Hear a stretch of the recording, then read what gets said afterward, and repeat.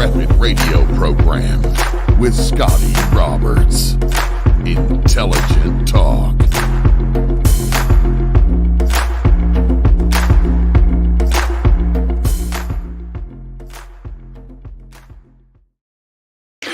Yes, that's right, ladies and gentlemen. Intelligent talk.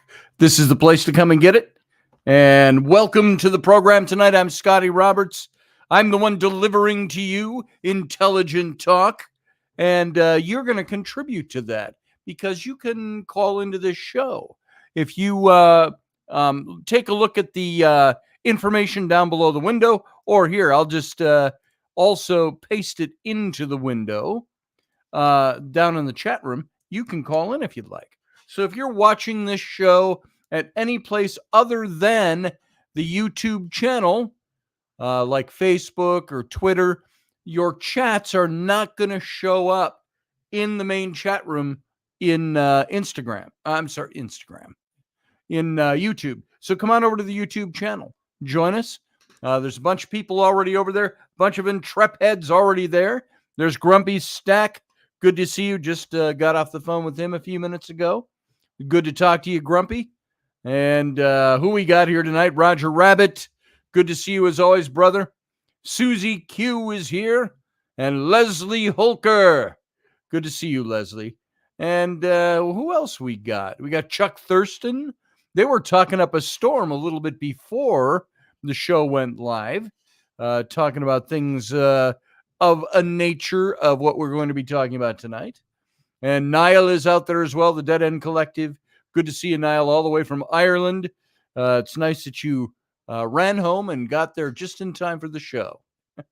What is it there? 3 a.m., I believe, over in Ireland, and he's still here. So it's good to have you. Steph Cuervo Queen, good to have you as well. And I'm getting an echo. There we go. No, I'm not. And so welcome, everybody. Welcome to the show. Glad to have you here. Let me get rid of that main graphic tonight since enough of us are in here that I don't have to be splaying that up on the screen all night. And I'm going to ask you right away what you guys think about this topic. About I'll throw that up one more time. Spirit dream visitation. Spirit contact. And I also threw in there because I was conflicted as to what I wanted to do for a show tonight, either talking about the contacting of or connecting with spirits in your dream world, which is kind of a hangover from Monday night's show. But then I also wanted to look at this whole thing about building altars, because I found that those things can interlace with each other. You can build an altar that would attract certain spirits that you want to speak to. Now, I'm not talking about trying to pull in nasty spirits or evil spirits or anything like that, but what can you do to draw your spirit guides to speak to you in your dreams? What can you do to draw spirit in, the universe in, to speak to you in your dreams? And can we do it? Is it important? Is this taboo stuff? And then I saw this thing on building your altar, your own altar in your home, in your room, wherever you have it, in order to draw things in. I could say I used to have that bust of Senenmut over there would be on my, there was a credenza in front of my window. And I'd have this statue here. And I had a couple of Egyptian statues, which are over there. And different things set up. And I had candles. But it wasn't really an altar. I didn't create an altar. Oh, look at this. I got a boron under my desk. How many of you can say that? I got a boron under my desk. So speaking of Irish, my Irish percussion instrument, as ancient as they come. And so I had that, and somebody asked me, is that an altar? And I said, no, it's not really an altar. But, it's as easy as doing that. And then, of course, the question came, should I be building an altar? Isn't this the kind of thing, now, if you're Judeo-Christian and you've read the Old Testament and you abide by, or your faith is in the writings of the Old Testament, here's a big question for you. Should we be building altars? That's the big question. Is that something that's taboo? Is it something we need to stay away from? Is that idol worship? And so I did just a little word search in the Old Testament. Did you know that according to Deuteronomy 12, 1 through 4, that's Genesis, Exodus, Leviticus, Numbers, Deuteronomy, the fifth book of Moses, God commanded the Israelites to destroy all high places, they were called, in the promised land, or they were altars that were built in groves, they were built on hills, they were built at mountaintops, these high places of worship, of pagan worship, of idol worship. And the term high places appears 117 times in the Old Testament, and it refers to Canaanite idol worship and centers that the Jews were told to destroy completely. And these places were often built on mountains or hills, under trees, and included, not under, like in the roots, meaning beneath a tree. It included altars, sacred objects, rituals, and the objects were often associated with goddesses, fertility deities, constellations, animals, things like that. And so you can find 117 references to high places. And what was the Old Testament telling the Israelites to do with the high places? Tear them down, destroy them. That was what the mandate was in Scripture. And so to tear down these high places meant you were eliminating the idolatry. So I extrapolate that into talking about, should we be building altars? Could it be as simple as taking a little something that reminds you of the person? Could I take the picture?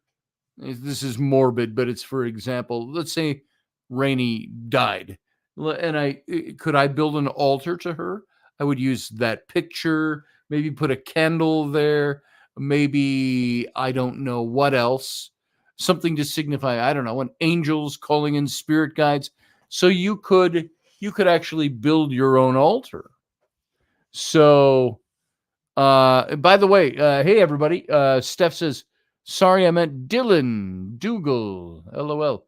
So there's some people slip in that I did not see. If I did not see you, welcome to the show. I'm glad you're here. Grumpy Stack wants you all to know he is not Caitlin. So there you go. Dougie, she was saying, there it is. Hey, Claudette, good to see you here tonight as well. Randall Flagg, good to see you. I almost spoke like I was in Detroit or something. Randall. I worked out in Detroit for a couple of years, and I noticed that everybody had this kind of nasally out. It was kind of that Ohio to Michigan, Eastern Michigan accent, and they all kind of had this. You can do it in Minnesota accent. Like what how you doing? And well, wait, that was New York, but you know what I mean. What is it they say in Minnesota? Yeah, you betcha, and things like that. And so anyway, that was for free. Out there in Detroit, we had people who worked for us, and they were always nasally because they always talk like that, and they had their thing, their accents out there. So anyway, welcome to everybody that's filtering into the show. Appreciate your presence. So we're talking about dreams and talking about contacting spirits in dreams, or having spirits contact you in a dream. And, I gave you that Bible reference, and there was something I found. It was an old quote that was up in my Facebook, or came up in memories today, and I threw it up there. And it was Ricky Gervais, and he said, it's almost as if the Bible was written by racist, sexist, homophobic, violent, sexually frustrated men instead of a loving God. Weird. Weird, you'd say. And so there's a question for you. Do you think, does that sound accurate to you? That the Bible, instead of being written by a loving God, was written by men who had all of these hang-ups, and it was ancient times as well. That's an interesting thing. Chuck Thurston said, I asked my Catholic grandmother, over in the chat room, he says, I asked my Catholic grandmother, did Jesus really exist? Welcome the ass spanking I got, but I had to ask. Now, it's interesting. I have friends that grew up in the Catholic Church, and it was the mere act of questioning could get you punished, could get you reprimanded, could get you disciplined. And I believe we need to ask questions. I have always said, and I know this is just a little off the topic, but on this, you know, that verse we were taught when I was in Bible school and seminary and church that it says, and Jesus said, how did he put this with the kids? He said, he asked the children to come to him. And he said, believers, he said, come to God and call him Abba, Father. Abba being the Aramaic for something is about as equivalent to the word daddy as you could get. Here's Jesus saying, call God the Father, call him daddy, in that very familiar childlike way. And it says, let him come and to the Father, call him Abba, Father, and let him come and put his faith in God. And people would say this is a verse that Jesus is saying himself. You come not questioning, you put your faith in God. Come with the faith of a little child, he said. Meaning you don't have all the trappings of asking all the questions. Yet I countered that once and I said, you know, I'm a dad and I got little kids. There's not a single little kid I've had that hasn't come with 1,000 questions. And they're not questioning because their faith is lacking or because they're scientific or whatever it might be. They're asking because they want to know things. So was Jesus saying, instead of saying, as our church taught us, come with the faith of a little child, meaning come and don't question. He's your Abba, Father, your daddy, God. When what little children do is they ask question after question after question after question. Why is the sky blue? Why are the trees green? Why does the grass grow? Where does the sun go at night? All of those kinds of questions. So I tend to believe that what Jesus was saying, and again, no proof, shows how subjective it can be interpreted. I think Jesus was saying, come to God with the faith of a little child, a faith that asks its questions. Come with your questions, unload them on God, so to speak. This now personal God that evolved around the time, not long before the time that Jesus came on the scene. So there's a couple of things I wanted you to think about. The Old Testament, how many times we talk about the high places, and I wanted you to see what Ricky Gervais had to say.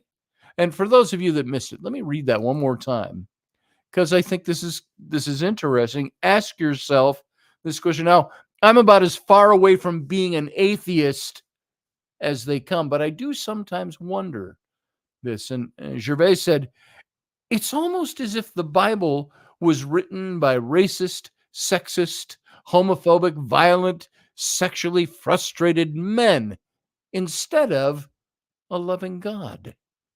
Weird, he said. And so consider that for a minute. I'm not doubting God. I'm asking my questions. Who did you have write this stuff and why? So I want you to entertain that question because of some of the things that I want to talk about tonight. And one of them, let's see, I've got a couple of different things I want to bring up. I want to talk about building altars. I want to talk about signs that spirit guides are reaching out in your dreams, what it means. Signs that perhaps your loved ones who've gone on before you, friends, can reach out to you in your dreams. I've told you on this show, some of you may remember the story of my aunt, I believe, was a contact in a dream to me. She passed away in 1995, rather suddenly. Now, that's almost 30 years ago. And she died rather suddenly.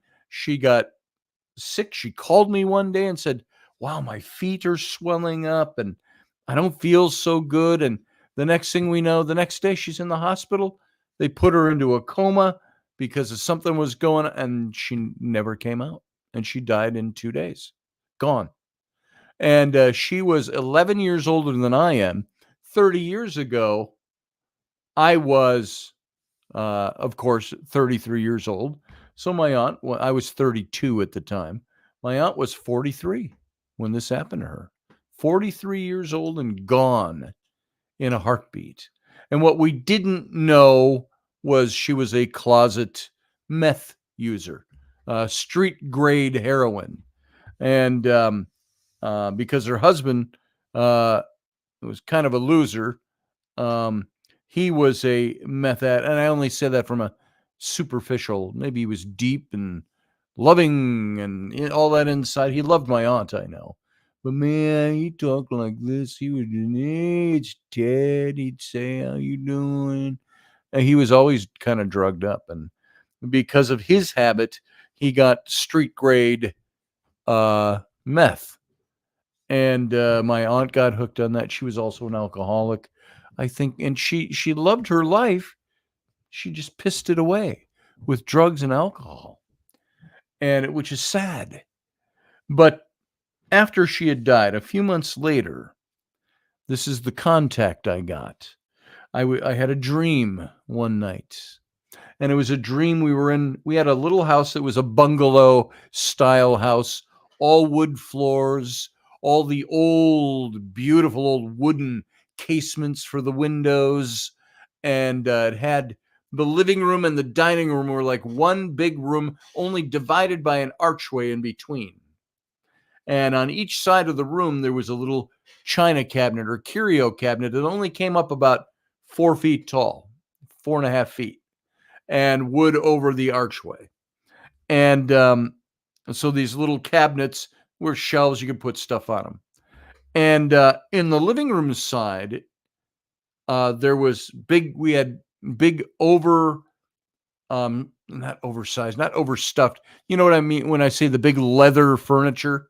It was kind of cream colored, and we didn't have kids when we bought it. It was cream colored, and we had the big chair in the corner diagonally behind that little china cabinet on the right side.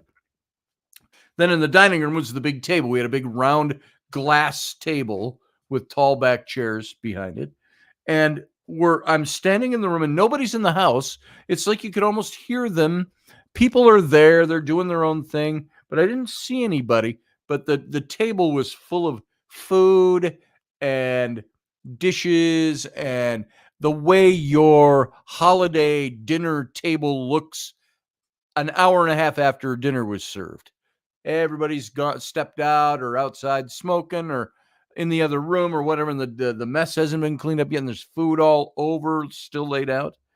And I'm standing there, and through the windows was blue light. Not like somebody shining a light. It was like, think of winter, early winter, when the sun goes down, and it's like the looking through the glass, everything looks blue outside because of the snow on the ground and so on. That's the way it looked. And it was after sunset. And so I'm standing in the room with this setting. The lights are on, bright light. Still remember it vividly. And I heard the phone ring. And I thought, where's the phone? I don't see it. And I'm looking all around. I go to one of these china cabinets over on this side of the room, and I look over down where the chair is on the living room side, and I see a phone on the floor, an old rotary phone, black. So I reach down and I pick it up. Hello? And I hear my aunt's voice. And the voice she sounded confused at first. I don't know where I am. Oh, yes, I do, she said. That's right. I died. And she said, but I'm fine. I just called to let you know I'm good I'm okay, and I love you. Click, and I woke up. Now, and it was so, I'm chills all up the backs of my arms as I'm telling you this story. And so that means there's presence here when I do this. And that was my aunt. I have no doubt that was a contact through a dream. And I talked to a couple of friends at the time with the Renaissance Festival and so on, friends I knew that were psychics, and they said that was definitely a contact dream. And so this is what I'm talking about. When we have these dreams, Leslie talked to me today, and you said this on my public post, so I think it's okay to mention. If you want to mention it in the chat room or call in and talk about it too, you can. But you talked about Cody, your son who passed away, and how he comes and visits you. And so some of us have experienced this. So here's the question that I want to ask. Can you reach out through your dreams to connect with spirit or loved ones who've passed on? Because they do speak to us. Spirit guides, they're going to appear, they're going to communicate in your dreams, and it's to help communicate important messages to you that you need to hear. Or more often, it's symbolically, which can have many different meanings. Dreams are one of the easiest and simplest ways for a spirit guide, for a spirit of somebody who's passed on, to communicate because of the change in consciousness, which we talked about last time with meditation. I believe you can meditate and put the energy out and call your spirit guides to speak to you. Call somebody to speak to you who has gone on, moved on. I think I could do it with my aunt again. I felt her presence here just now with the chills. I'll bet you if I called out and said, "Hey, you want to come and talk to me in my dreams, would you? I'd like to hear from you." Might be the easiest way because of the consciousness factor. And it's unfortunate that most people are unaware of the signs that their guides are in their dreams or what it even means. People don't know what this stuff means. Your guides are in your dreams. And so I'd like to share with you 5 signs and methods for recognizing the meaning behind your spirit guide dreams. All right? Spirit dreams and their meanings. I just had a dream about 10 days ago, and I put up a post on my Facebook, and I said, "Hey, anybody out there that interprets dreams, give me a call." And of course, I know people, Sarah Soderlin, Nancy Planetta, and other people I know that are very good at this. But I thought I'd throw it out there only because, not because I was really looking for somebody. I wanted somebody who had more of a handle on dreams and how to interpret certain events. But I also, when I woke up, and it was so strong with me, and it's still with me, they say the dreams that are spirit-led dreams are the ones that don't leave you, and you can remember the details weeks and weeks later. And I had a dream. And so I put it out there because I kind of wanted to, I was still feeling wow, I need to share this, but I don't know how to share it because I didn't want to talk about the topic of the dream. It wasn't bad or naughty or anything like that, but it was, there was a message in it that was important. And now I'm realizing I've forgotten elements of it as I'm trying to think of it now. So who knows what it was, but it was very strong at the time. And I think I told you about another dream I had where I was in Scotland 500 years ago. And I was I was wearing a great kilt, the filimore, which is the kilt that's rolled up and you put a belt around it, you flip it over your shoulder and put a brooch in it. I was dressed like that, and I had a Johnny coat, a short-waisted leather brown. Um, I had a baldric with a sword on it and daggers, and it was light rain. It was drizzling. Not drizzle, it was just light rain, sprinkly, almost misty rain. And I had long dark hair, and it was sticking to my skin and hanging, and I was bloodied.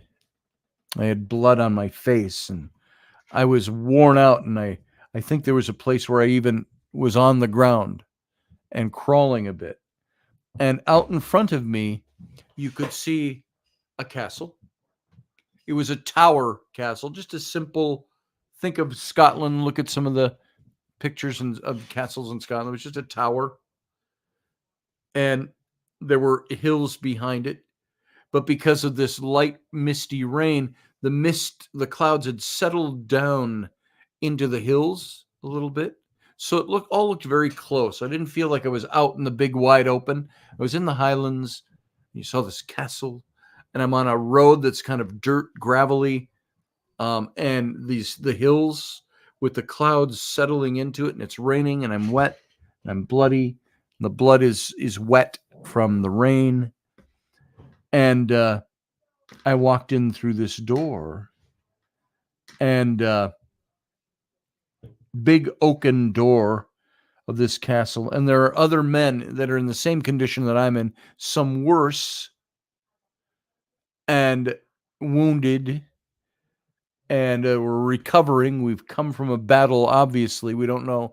The dream didn't tell me what it was, but we were obviously the poorer for wear. And there was a woman in the castle. She had brunette hair, and it was pulled back in a bun, kind of. And she looked, or piled on top, and wearing a brown dress, but not a shifty dress. It was like, think of gowns of not high nobility, but merchant class, middle class, what would be equate to middle class, not lower class, living in this castle. And she had a kind of a white fringe here, and this dress, and it was long sleeved, and it was kind of tight fitting, like they would corset these things up. And she did, and somebody else from across the room on the wooden floors, which were full of guys. They were like, and by the way, at the end of that, they were helping me in. I fell to the floor when I came in the door, and it wasn't me. It wasn't Scotty. It was somebody else. But I was visualizing. I was seeing it through the eyes of the person in the dream, and I fell to the floor, and I was helped up, and the woman came over to like wipe the blood off my face, and she asked, rather in a quiet voice but rather frantic, "Where's Kent?" And I said, "He fell. He's fallen." And the other men were like grieving when they heard that. And then I woke up. I only know one Kent. He's a friend I went to high school with in college, and we were friends all through the years. And I had to call him that day. I said, "Kent, this is going to sound really weird." And Kent's very much still in the conservative fundamentalist Baptist church. And, but I said, "I got to ask you about this." I said, "Did you have any weird dreams last night? Are you okay?" I asked him. I said, "Have you fallen in battle recently?" And he's just laughed. He goes, "What's going on?" "No, I haven't." And I said, "I got to tell you about this dream." And I told him, and then everything was okay. We had a good conversation. So there's that. We get these powerful dreams. That one, I still don't know what it was about. I don't know what it meant. Was it a past life? Was it somebody trying to communicate something? Was it just my brain processing images and processing emotions? I don't know for sure. So all of this to say that we get contacted by spirit and spirit guides, and even ghosts. Ghosts, call them the spirit of our loved ones who passed on. We'll contact, and they don't even have to be people we know. They'll speak to us. Many people think that in order for something to be spiritual, that there has to be something supernatural occurring or some spiritual change that can't usually be perceived in the physical realm. And the reason I mention this is because you might think that a dream that's similar to your usual day to day reality must not be significant or spiritual. However, what many overlook is that the physical realm is part of the spirit dimension, but at a different frequency. I've had lots of very vivid dreams that stuck with me that are of common day occurrences. I had one where I was coming down an escalator in a mall, and this is 20 years ago, down an escalator in a mall.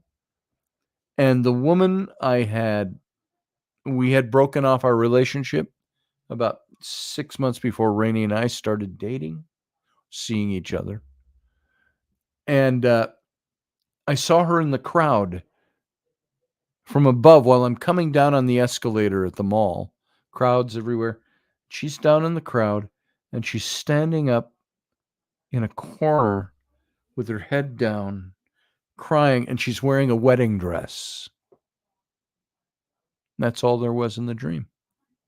So we had these common dreams take place in commonplace that still might be giving us messages. So, like your feet are different from your hands, but they're still connected to you, just like everything else in creation. Everything else exists, and it's all connected together. So avoid making the mistake of thinking a mundane dream can't have any spiritual significance to it, because that's how most spiritual dreams are going to appear to us. And what do spiritual dreams mean? The meaning behind your dreams, even though they might be similar to other people's dreams, your dreams are still unique to you. And this is why I'm going to recommend, again, this is harder to do than it is to say, but keep a dream journal. Keep a little booklet by your bed, like one of those little, they cost less than $1, I think, those little bound booklets with the black covers and the lined paper on the inside. They're about that size. Keep one of those by your bed, or turn on the recorder on your phone and say, I gotta record this dream. Keep a dream journal. I think this is important. I used to have, when I was a kid, and I know I've talked about this before, when I was college age, high school to college, I had a recurring dream of being in the military and either killing someone or being killed. And the recurring part of this dream was unique in that it was in several different time periods. Roman times, I remember. Spanish-American War, or like the Alamo.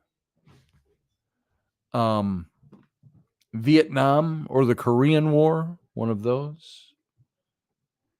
World War II. So I've had these recurring dreams. So your dreams are unique to you. So keep a dream journal.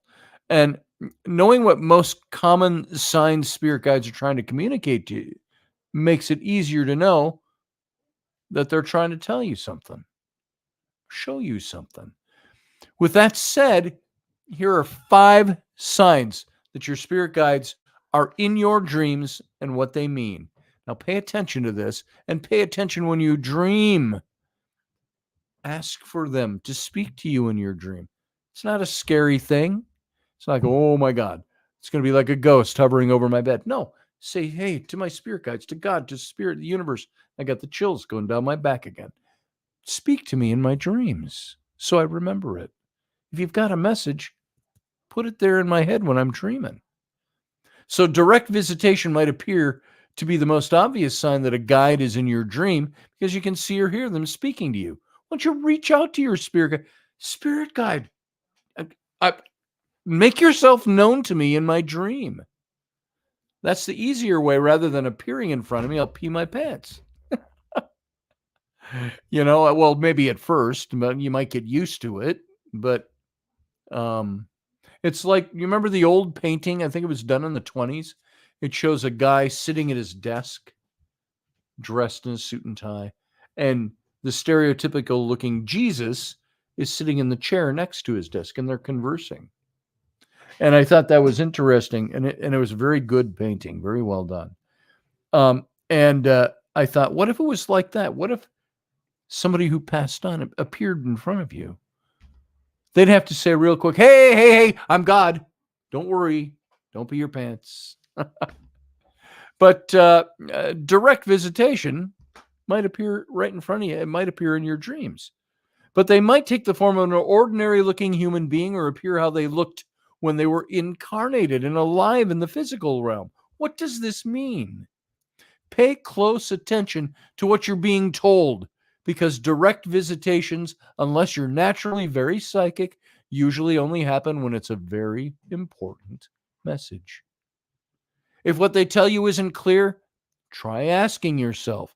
Lucid dreaming, ask yourself, what is my guide trying to tell me through the events of this dream? Or ask for clarity the next time. I didn't quite get that. I don't know what you were doing. Show me. Sign number 2, recurring dreams. I just talked about recurring military dreams I had.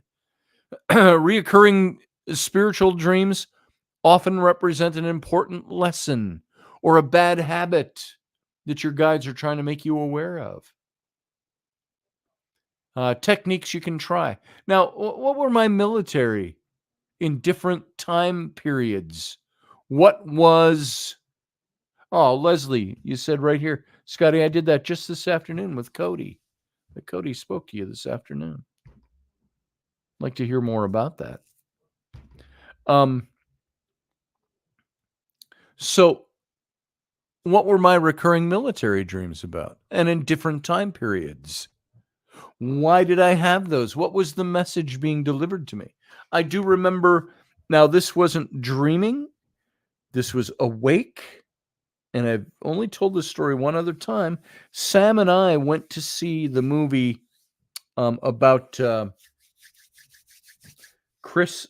What was it? American Sniper. What was his name? Chris Kyle. It was the movie that was made about him. And there was a scene in that movie, and I was sitting in the theater with Sam, and I had on my big furry wool 18th century trapper coat, and it was a military green, and my fedora. And there was nobody. It wasn't a crowded theater. We went in the afternoon, and so I had my hat on through the whole thing and not blocking anybody's view. And I felt there were certain scenes where, and I'm sitting there and I started to sink in my chair because it felt like somebody was right here. Think of gunnery sergeant, drill instructor in the movies, famous one. He just died recently. Can't remember his name. Somebody brought it up when I brought him up the other day. But he wasn't screaming at me.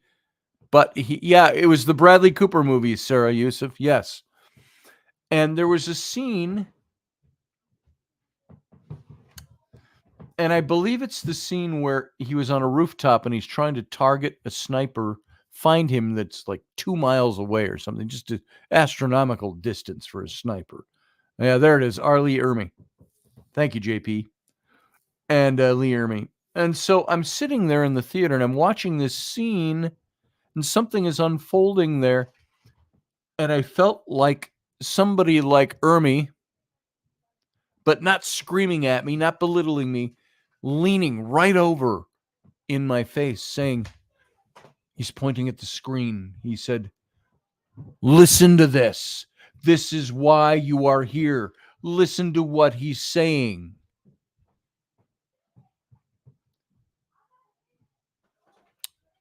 And I remember leaving the theater. I had my back flare up, which is a broken bone from my 40 years ago in the Marine Corps in my lower back. And we walked out of the theater, Sam and I felt very tall. I felt like I was carrying a military bearing, and that people were looking at me. I felt that in the theater.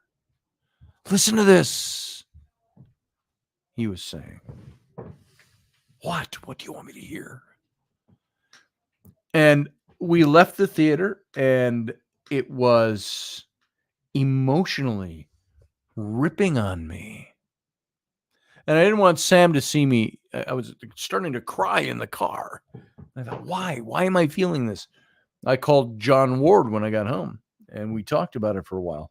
He was over in Egypt. And so I'm not going to give the whole story of that. I'm not even going to go there, but I'm talking about things, about the dream journal, about techniques, about having things speak to you. You need to be attentive to that. If you want to know what's being said to you, is it all mumbo jumbo in our minds and we're just making it up because we all have human imagination? Or is somebody talking to us? A great technique before going to sleep is to sit and say out loud. You can do it within your mind too, if you don't want your wife or your husband looking funny at you. But you can say out loud, please help me become aware of what my dreams mean, or help me to understand what you're trying to say to me or trying to show me. Jesus, just chills up and down my arms right now. Show me, speak to me, teach me. Sign number 3, waking up with a feeling of knowing. I know something. What is this? Have you ever woken up with this strong sense of knowing that you intuitively knew the answer to something? I know this. I know what I'm supposed to, I know the answer to this. And even though you can't remember the dream, you can only remember parts of it. You know something. Yeah, I'm knowing something. This is usually a sign that your guides have communicated something to you. And even though you might not be able to remember it, they made you aware on an energetic or a subconscious level. And although it can be difficult to know whether your intuition about someone is accurate, you can find out. How do you find out what that means? That sense of knowing. Sarah Yusuf said you had someone tell you directly in the dream. What else are you looking for? Well, maybe they've told you something. You got that feeling of knowing and awareness, but you can't grasp what is it I'm supposed to know? Here's how you find out. You can ask your guides for clarity. That sounds so simple, but that's it. And by keeping a dream journal alongside you, by cataloging these things, just look one back after the other. And if you don't fully get or understand a message from spirit, you're going to receive it again, usually in different ways, until it becomes clear. Just by way of illustration, this just popped into my head. I used to do readings when I did Scotch and Cookies, that era of my life, just pre-rainy. And she would come to Scotch and Cookies, as a matter of fact, with another friend of ours, a woman friend of ours. And she'd bring her little chihuahua. But we weren't dating, and I wasn't casting my interest in her direction quite yet, although I thought she was quite cute. More than cute, hot. Anyway, I used to do the readings for people, and I'd have one particular young woman who would come during the weeks and get readings from me. Can I stop by and get a reading? Sure you can. And week after week after week after week after week, she got the same message over and over and over again. And it was sometimes different cards or arranged differently, but always giving her the same message. And some of it wasn't nice. It wasn't harsh. No, I take that back. It was harsh. It wasn't like you're going to die tomorrow or something. But it was harsh. It was like tough love stuff. I remember the overall gist was, one day it came out and I said, look, this is telling, you know what this is telling you? It's telling you, you talk too much about people. You're a gossip. You're hurting people. You're hurting your own reputation. And you got to stop this. And that's a message that kept coming out for her. But she wanted to keep coming back. And there was a point where I said, look, I'm not going to, nothing mean spirited. I said, but I don't think I can help you until you help yourself now. So I'm going to stop giving you readings. Just get back to me later. Let me know how this goes. And so sometimes our spirit guides will do the same thing. Different cards, different meanings. They'll use all different kinds of ways to try to convey a message to you that they want you to know. And that's what they're going to do until it becomes clear to you. And if it's not clear, you need to ask for clarity. Clarify this for me. When I was in Egypt and I had that experience at the tomb of Senenmut at the funerary temple of Hatshepsut, and the crying and all of that, and Maria told me, John's wife, Maria Nilsson, she PhD scholar. She said, Scotty, she said in Swedish, she says, here I am a scholar and an academic. She says, back home, I am a witch. And I laughed at that because she's such the scholar. And she said, here's what you need to do. You need to go back down to that tomb. And it was down in a little grotto in the, like it was almost like the gullies on the side of the road, but it was desert and rocky cliffs. Go back down there, she said, and ask for clarity. And so that's exactly what I did. I asked for clarity. Now, usually, unless you're highly clairvoyant, that's able to see spirit, or clairaudient, which is able to hear spirit, your guides are going to communicate with you symbolically using sounds, images, maybe songs, maybe a passage from a book, maybe something I say, maybe something somebody else says, something that enters your mind. They're going to use things to speak to you. And what you have to be is open to receiving message. So can you think of a time when you had a repetitive thought, or you could see an image in your mind that made you want to contact someone or do something such as, I don't know, go for a walk? And it led you to something important, such as bumping into someone who needed your help or was able to help you with something.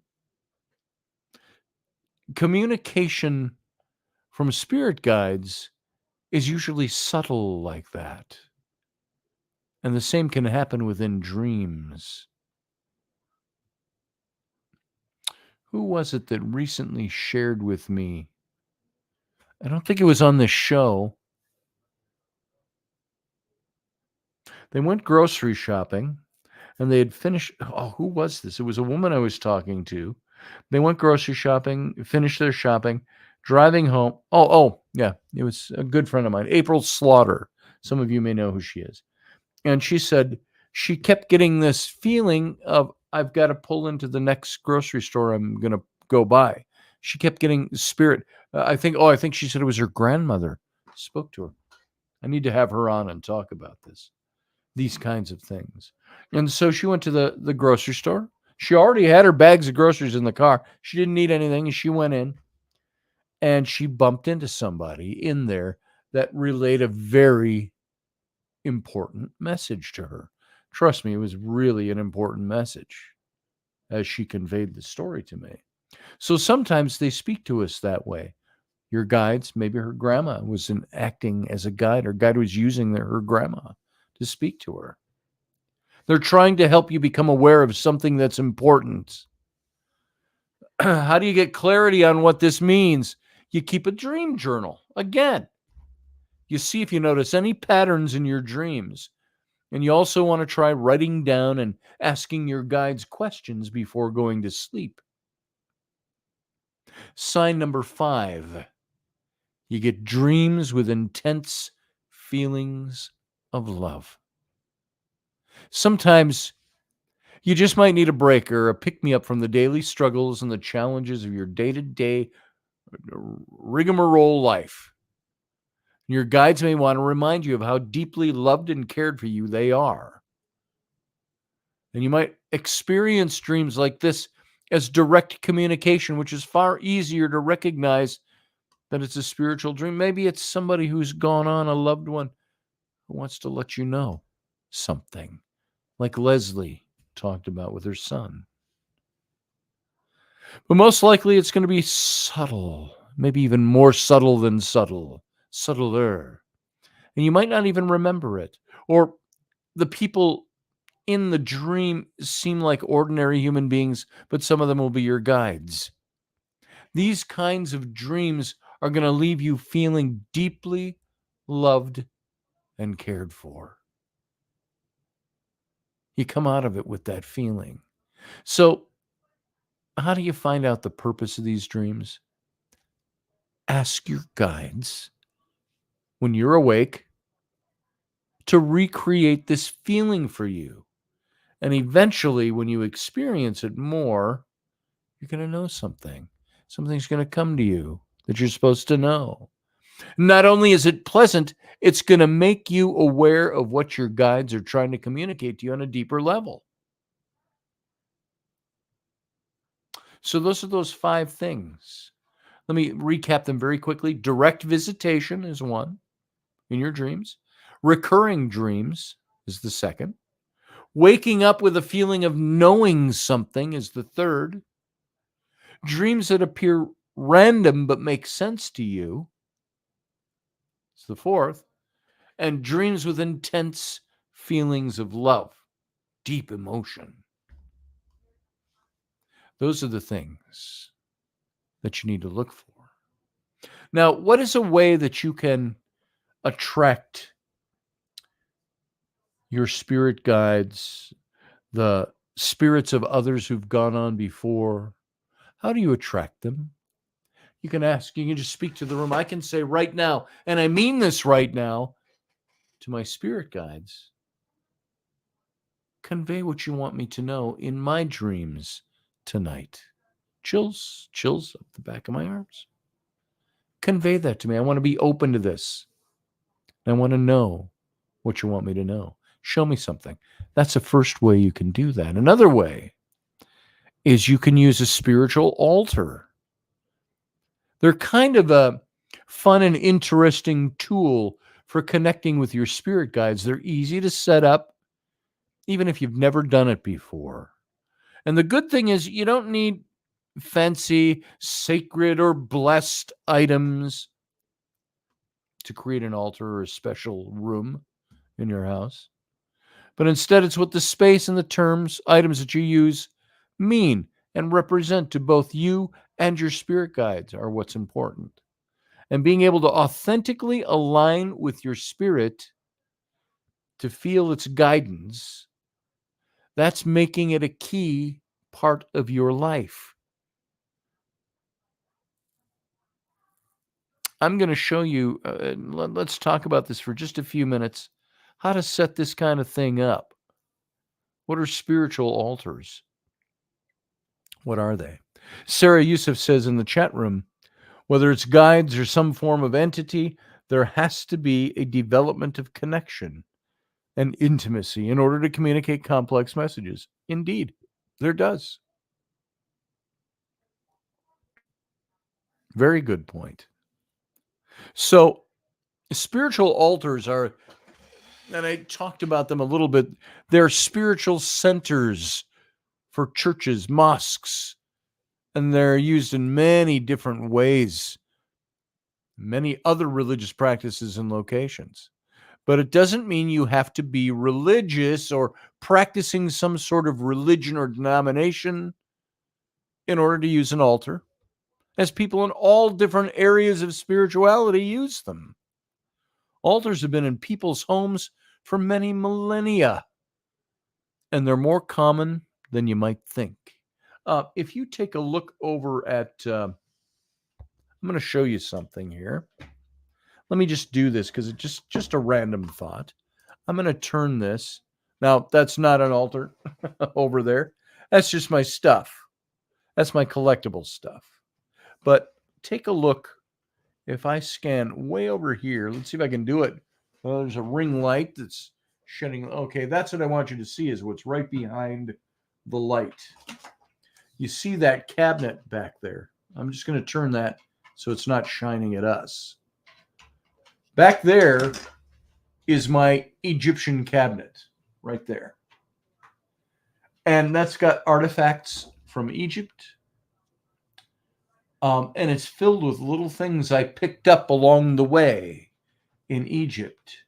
Now, let's say I want to connect with a spirit guide or connect with that entity that I connected with at Saqqara.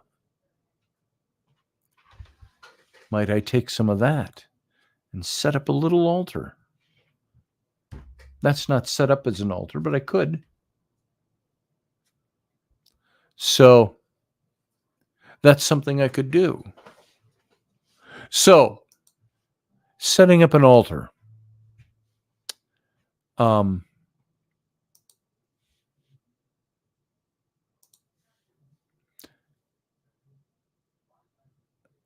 There's altars are things that have been around forever. I mentioned it in The Sword and the Clay.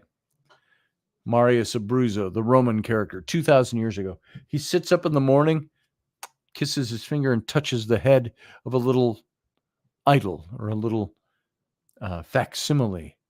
I didn't explain what it was. It could have been somebody who died, somebody who passed on, an ancestor, whatever, a god.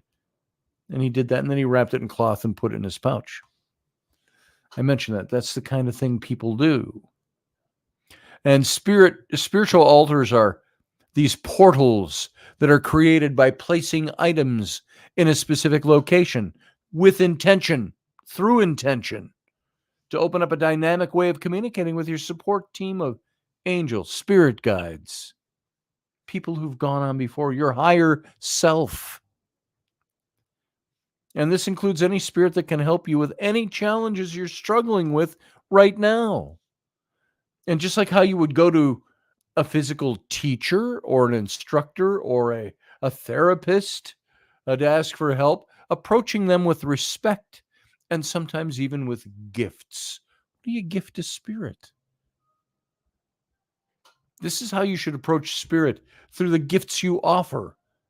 And they're not demanded by spirit guides, but they're used to send vibrations of gratitude to your guides, which usually encourages them to help you. An altar acts as a reminder to keep the spiritual portal connecting you to your guides. This is why in Native American culture, you see a lot of tobacco being offered as a gift to the spirits. Rainey and I've talked about this before. When we had the ranch, I was in very deep conversations with somebody about the Fae and the fairy folk. And we went out to the four corners of the ranch, north, south, east, and west. And we put down little offerings. We took a little paper plate. We put little food, cookies, a coin, like a dime or a nickel or a quarter, a little cup of milk, a paper cup of milk, some things like that. And with a little blessing, we set those in the corners on the ranch at the fence posts. And animals, I'm sure, came along and ate them. But it was the idea of making that offering and walking the 40 acres and doing that. It took a little time, but we did it. So an altar acts as a reminder to keep the spirit portal connecting you to your guides and keeping it open. So how do you create this altar? To create an altar, you don't have to go out of your way. You don't have to use anything fancy or find a sacred space. All you need to do is use items that uplift your heart and your spirit, that connect you with divine nature. And Here you can use these following 5 steps I've got to create your very own spiritual altar, and you can do it kind of quick. And what, again, is the reason for this? It's keeping that spiritual communication going. It's opening it up so your spirit guides can speak to you, like dealing with the Fae, said Sarah Yusuf. Steph says maybe they don't show themselves to asshats. It might be. Yes, Sarah, and focus on intention, Sarah says. Exactly. Randall Flagg says maybe they have energy to spare in their dimension. They might. So step 1, get clear on your intention for your altar. Clear your intention. Don't go, well, maybe it's going to be for, I don't know, what. Now, what does this mean? Altars can be created for very specific spirits to honor and to show appreciation for them. I should have Travis Thorpe in here to talk about that. You can set up very specific altars for something. They can also be used for helping create a space to connect your divine support team, which is why it's important to get clear on your intention as to why you're going to create an altar. Hi, I've got a child. How you doing, Ellie? I'm still going here. What's up? Nothing. Say hi. Hi. Hi. Did you have fun at the concert tonight? Did you? That's like saying, I love you. Did you hear me? Huh? Did you hear me? I'm going to shake you. Give you shaken child syndrome. You're going to go to bed? All right. Go to bed. I love you. Say goodnight to everybody. Well, I'm waiting for Mom because she hasn't came downstairs yet. Yeah, she'll be down. Okay. Yes, I'm just going to wait right here till she comes down. Why don't you go sit in the chair over there so I can continue on with this, all right? All right. So let's continue on with this. This is getting your altars put together. So the power behind an altar isn't the altar. It's not the items. It's not the location, but within the intention that the items and the location represent and mean to you and to the spirits. That's what the power is. And whatever you decide, it doesn't have to be perfect, and it isn't set in stone. You can change your altars at any time. Just think about what you want guidance for and start from there and be sincere about your intention. Gratitude, says Susie Q. I offer respect to them and gratitude. And again, Sarah Yusuf said, focus on intention. So what items should you put on your altar? This is step 2. Got items that uplift your spirit. When you're clear on your intentions, it makes it much easier to know what items you should use for your own personal altar. This can be something as simple as pictures, I already mentioned, pictures of people that you love, or anything that has a spiritual significance to you. And this might be a cross that you wear, or something such as a lucky bracelet. I could use my ring. I could use that. That's my St. Benedict's ring. I could use something like that. Something that means something to you. That helps you feel protected when you use it. This does. It's not superstitious for me. I don't think there's anything magical about this ring. But it's got the initials of a Latin prayer on there. That's why I wear it. So what you use and what you put on your altar can be large, it can be small, it can be expensive or cheap, bright or dark. It doesn't really matter. Pick items that just by being in their presence, those items causes your spirit to feel uplifted while you're opening up your heart and your intention. Now, here's some examples of items that you can place on your altar. Candles. Make sure to practice fire safety, of course. You don't want to leave a lit candle burning. The only time I did that is I've done spells. And look around. Yeah, I've done spells where you had to leave a candle lit until it burned itself all the way down. Incense. You can use incense on your altar. Crystals or Certain crystals contain different energies that are going to be great for your personal intentions. I've got a stone sitting around here somewhere, right here. I can't remember what it's called, but it's for this little stone is for healing. And I would just put that in my pocket and I'd carry that around. Can't remember what it's called.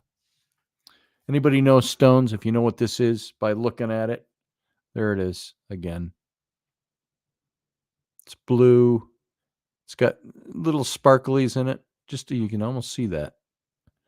So there you go. You can use chocolates. You can use sweets, fresh water, flowers, tarot and oracle cards, photos of loved ones, spiritual figures, a sculpture of Buddha, of Jesus on the cross, of whatever you want to use. Susie Q says, faith in things unseen. Personal magic. No need for logic in the essence of faith. Make it so. Niles just wrote a lot here. He says, how can we discuss dreams when we have no idea of the mind which creates them? Well, I don't think we have to. That's like saying, can I pick up a gun and fire it and not understand how the mechanics of the thing works? Sure we can. There's lots of things that we can do that we don't have to understand the mind, I think, to understand dreams. We can understand as simple as sometimes the mind it's just your mind. That's all dreams are. Your mind working. There are different ways to be able to look at a dream and say, is that just my mind processing the day? Or is there something more to it? How can we presume spirit guides are guiding them? We don't know for sure. What we know is that we put out the intention. And logic dictates dreams are only what we know of them. Maybe. Some dreams I don't know a damn thing about. Dreams repeat when the brain is overloaded with data. Sure they do. Now, this is, of course, Niall, you're giving the atheist argument, meaning there's nothing out there. It's all science. It's all hard fact. There's no spirit involved at all. That's the argument you're using. I think it's a faith issue. Dreams repeat when the brain is overloaded with data. If you're smart, you know what your dreams mean and what you need to do. The dead or other entities have nothing to do with it. I don't agree with that. I've had too many experiences with the dead and other entities to say that they don't exist. I think what we've done, Niall, is what your argument is, I don't know if it's a devil's advocate argument or one that you really believe.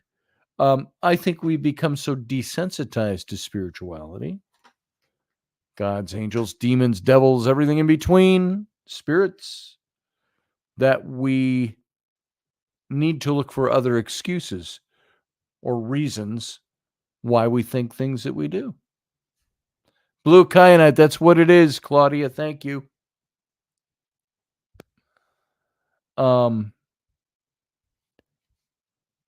Let's see, what am I missing here? Claudia says, I love looks kinds of like kyanite. Okay. Dreams are what we make of them, says Steph. Yes, I go to a castle sometimes, Steph. How does he know this? Prove it. The stone looking. Yeah, well, that's it. Sarah Yusuf said, sometimes dreams are therapy for the unconscious. Yes, they are. It's exactly what they are. Your brain processing things. Imagine if you never dreamt. You build certain energetic constructs that may not make sense to the conscious mind. Yeah, that happens. So let's get back to this. We can discuss some of this in just a little bit here if you want. We can call in and talk about this. If you're wondering what to do with food or water at your little altar, remove and throw them away without eating them for yourself. After you've offered them, don't eat the cookie. It's intention. And it's not like it's going to go bad or anything like that. It's just your intent is to give that as an offering. So just dispose of it when you're done. They were intended to be left as gifts, not for your own consumption. So don't put down the cookies that you crave. I won't put down Fig Newtons because I need them. So, step 3, where do you place your altar at home? When it comes to the location of your altar, there's a few things you want to consider. Do you want a portable or a semi-permanent altar? A portable altar is something that you can easily take with you anywhere you go or easily put away. You can have a few things and you put them in a little roll-up kit or a bag and take it along with you. If you only want to use it at specific times, which might be ideal if you don't want to have visitors seeing your altar. A semi-permanent altar is an altar that's harder to put away, usually isn't portable, including items such as maybe paintings or a carpet that you put down or a little end table or something. And there's permanent altars that are more complex. They can cost a lot more. They may be difficult to move or remove. So I don't recommend this if you haven't done it before. And Sarah says, yeah, most religions have strict rules on dealing with offerings. Yeah. Is that Susie? There's a dragon there too, but he doesn't bother me. Oh, there you go. So dreams can be very powerful. So what location is convenient for you and will bring you the most joy? I figured it was Niall. He says it's devil's advocate. But I understand what you're saying. How do we know? How do we know anything? I ask those questions every day, brother. How do I know somebody's hearing me? So when creating your altar, you want to be convenient. You want to, especially if you're doing the portable one, you want to feel uplifted. You want to be excited when you set your altar up. And this uplifts your frequency. It's going to encourage you to keep up the practice. If you struggle to find the space, you can use a small table or a desk. Anywhere is convenient for. When I think of setting up an altar, I never think of needing a room to do it. I might do it in a particular room, so it's more private or quiet. But I can set things. I can take I can take this, my little Tamo here. I can take my tarot cards. I can take my kyanite. I can take a dagger and anathema. I could take these items right here, and I could create an altar out of these things. Maybe add a picture to it or something, depending on what it is I'm trying to ask about or accomplish. It's that easy. So get clear on your items, your location, whether you want a portable or a semi-permanent altar before you move on to this next step, which is step 4, setting up your altar. Now, this is the easiest step. Simply take, just like I just demonstrated, take the items that you want and the location you've chosen. You might place them on a fancy cloth, or it can be something as plain as a towel. Arrange the items in a way that feels right for you. And remember, you can add, remove, or replace items whenever you feel like it.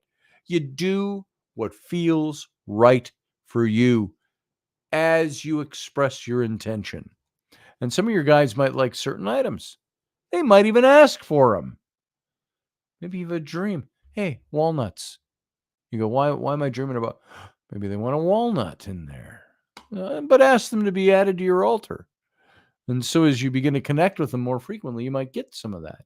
Number 5, how to activate your altar. Now, this is kind of an optional step, but I recommend it because it's going to strengthen your intention and your connection to your altar. You can do this activation process in multiple ways. Meditation, chants, sending energies into the altar. I've sung a song on my guitar. One way that's useful is spiritually uplifting and connecting my altar with my spirit guides. You can do this by saying something like this. All right. This is not a canned prayer. It's like, what did Jesus say when he gave the Lord's Prayer? He didn't say, here's what you need to pray. He said, when you pray, use this model. So what he was saying, our Father, who art in heaven, hallowed be thy name, thy kingdom come, and so on and so on and so on. It was a model of, now this is how you can pray to God when you pray.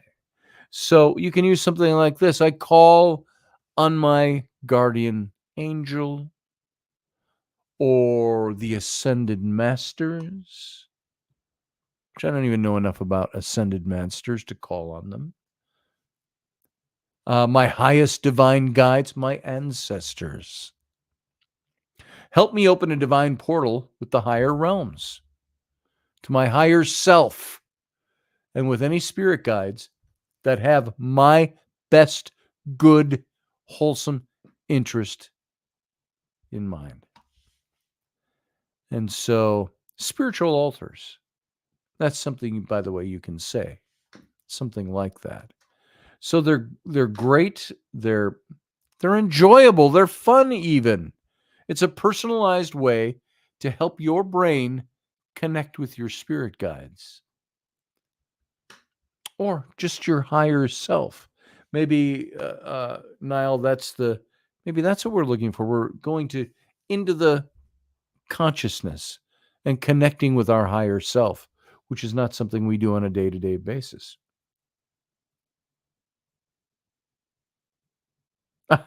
Sarah said, I thought you said canned, where it just moved. I thought you said canned prayer. I immediately thought of spam. Yeah, your spammy prayer. Your brain is weird. I get it. So there you go. So there. Dreams. Spirits can connect with you through your dreams. That was the first hour of this show. If you missed it, go back and listen to it if you want to hear. And since 10 o'clock, a few minutes before, we've been talking about building your altar and how that is just one method of telling your spirit guides, I want you to talk to me. I want you to give me something. Now, let me make the comparison. Christianity, which there's a lot of in America.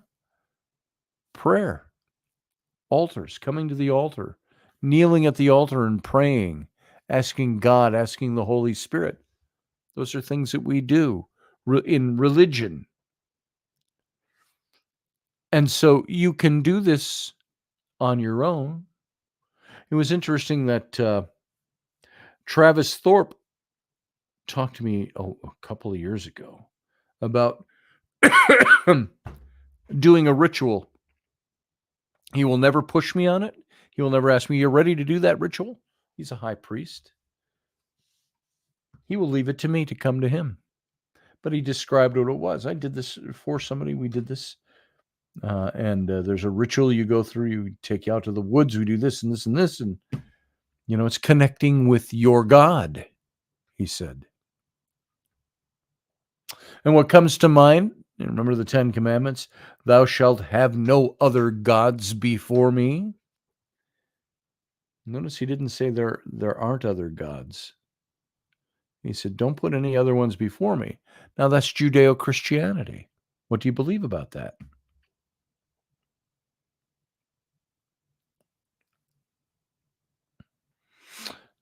Yeah, you can call in, Claudette. You should do that. Anybody can call in. If you don't have if you haven't seen it, it's down in the description. But here's the link. Just paste that link into your browser. It's going to come right in here. But what we're going to do right now, we're just going to take a very quick break. We're going to end Intrepid Radio and move over into the cabin. So everybody sit tight for a couple of minutes. Let's just do this and we'll be done. So we'll see you back here in just a couple minutes. Live long and prosper if you got to leave. Join us every weeknight at 9 p.m. Central Standard Time, 10 p.m. Eastern. The Intrepid Radio Program, a Scotty Roberts Productions broadcast.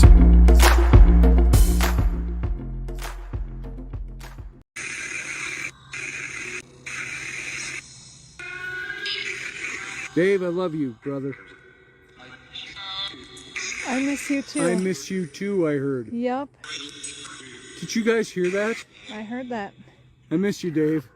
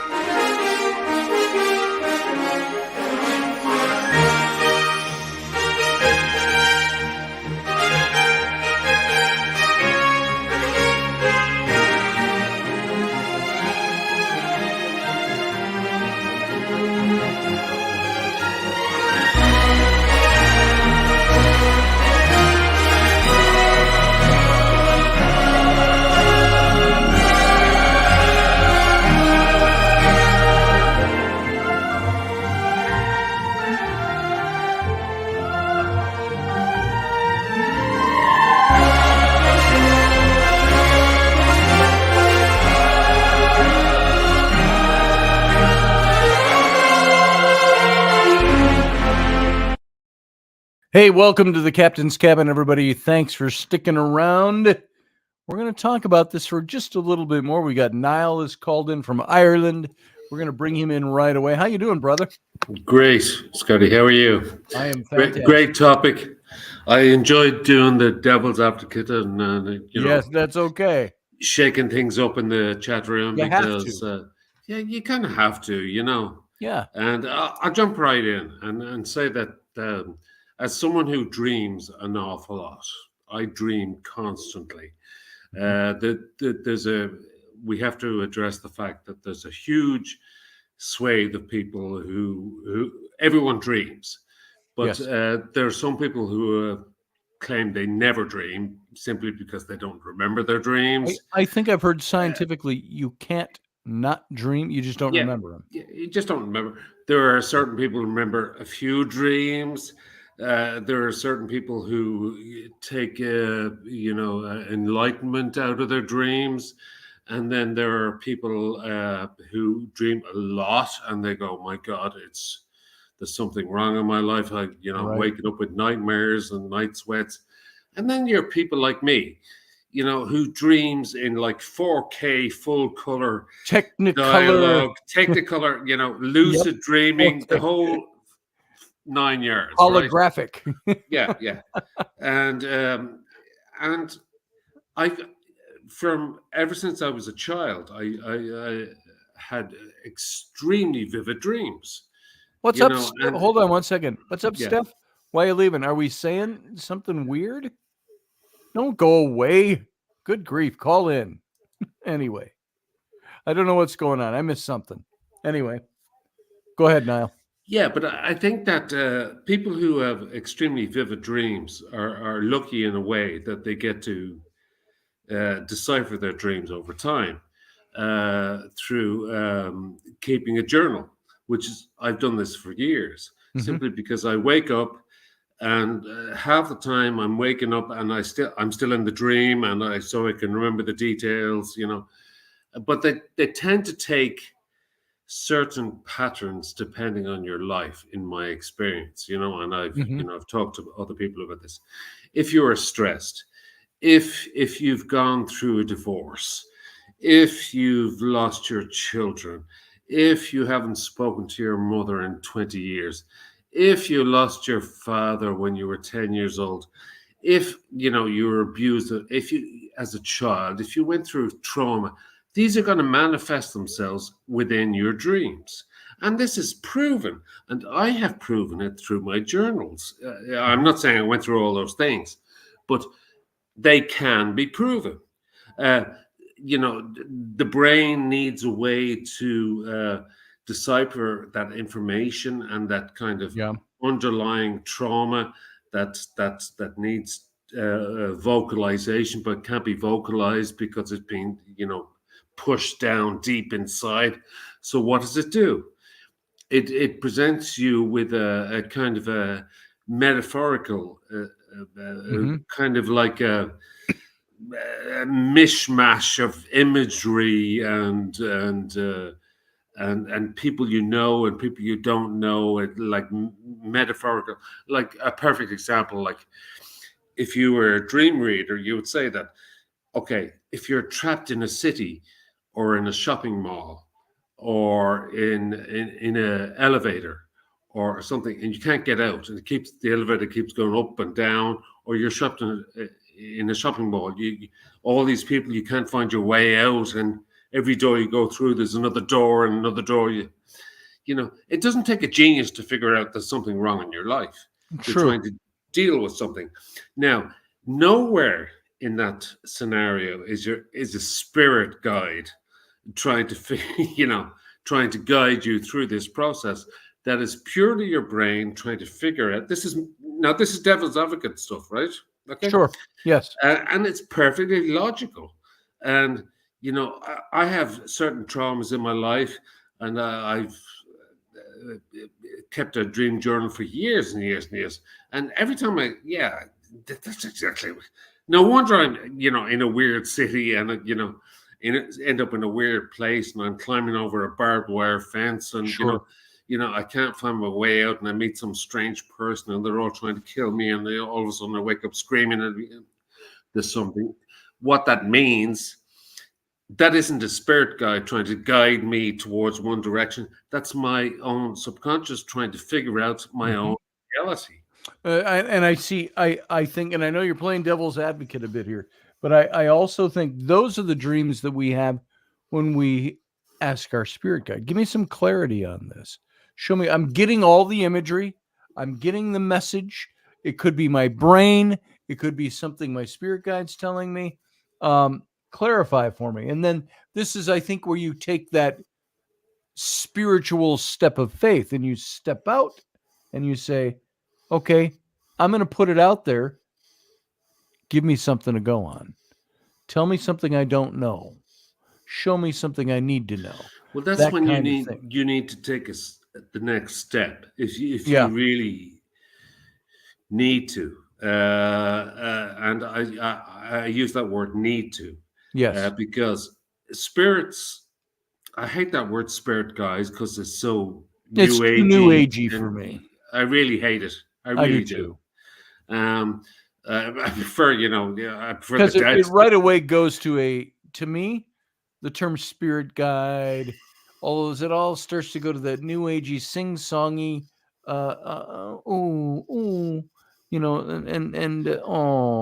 let me love you with let's clap for spirits. Yeah, I don't like that stuff at all. Let's take out an acoustic guitar and play a couple of songs, and right. All of a sudden the spirit guides are here, and it also caters back to Victorian England. The spirits are with us, and right. The table starts shaking. Oh, the spirits are here, Now here's something we didn't talk about, by the way, where Johann said, I had a shared dream once.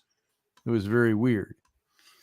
Now, I had some friends. I've had two friends that have talked to me about shared dreams. And, actually, Uncle Dave was one of them. Well, that's a shared dream with somebody. That's probably synchronicity, which is a real thing. He had a shared dream with somebody, and that person, as he was telling, was filling in the blanks from the other perspective.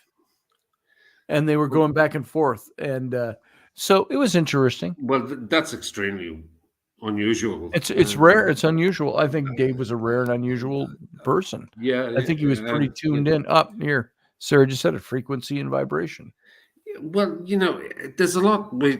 First of all, the thing about dreams is, I like to think I'm a spiritual guy. I do believe in something, a higher power greater than myself. First of all, right? So I'm not some guy saying, I don't believe in it. But I think a lot of the dream world that we inhabit, specifically the dream world, can be explained through stresses and strains that we haven't dealt with, through certain traumas that we haven't dealt with. And I think whether I'm not even going to get into the argument of whether the brain creates this or it's an external, the brain is a filter, or 'Cause that's the what brain as it, scientists will tell you. It's the brain. The brain but is I would powerful. say that in my experience, dreams can be pretty easily, it, if you just put on your psychologist hat and you kind of say, well, you know, let's take this metaphor, and let's just flesh it out. What's going on in your life at the moment? Chances are 9 times out of 10, it'll probably go, oh yeah, that's the reason I'm having that dream. Yes. Now and again, it'll be like really unusual, but 9 times out of 10, you can explain the dreams as a way of it, like a garbage disposal kind of thing. Yes. And it seems very profound to the people who remember their dreams, especially me, a person like myself who has extremely vivid dreams. But I don't. I mean, if I was the kind of person and took my dreams literally and said, "Oh my God, the spirits are speaking to me," I mean, I'd be insane by now. Yeah. Some My people would be. dreams, And yeah. I think sometimes we can overdo that, Mm. obviously, because I don't think it's like you even look at the stories, take your Catholic upbringing, look at the stories of the biblical patriarchs. I say and I used to tell the kids in my youth group when I was a youth pastor, I'd say, it seems to us because we can read all this stuff in hours and we have all these experiences accumulated. We forget that some of these people, like Abraham, when you look at his life and the story in the Bible, there was a generation passed between one contact to the other. Yes. And you're saying these are guys, they were patriarchs who lived by faith off of one experience they had that they never had another one for another 40 years. And that type of thing. Moses was a little different. He had new experiences all the time. But a lot of these patriarchs were going on mountaintop experiences, and they might see the next mountaintop over there, but they still got to go down and into the valley and through the valley and all of that and climb up to the next mountaintop to get the next experience. And so I think maybe dreams are like that. Well, in a way, dream. I'm going to say something pretty. I don't know. I don't think it's been said on this show before. I think, in a way, dreams destroy faith. In that, especially for me, because unless you have faith in your dreams, the spirit guides well, yeah, coming into your dream. but more specifically, I think dreams for me can be my instinct for me is that dreams can be explained for the most part. They can be explained to the type of person you are. If you're very creative, if you're very thoughtful, Sure. If you're very traumatized, I mean, you don't have to I be would challenge to figure this you. out. I would challenge you to try something because I have the same kinds of doubts and questions you're voicing right now. I'm going to challenge myself with this and say, and some people might go, well, that's foolish. I'm not going to do it because I don't believe it.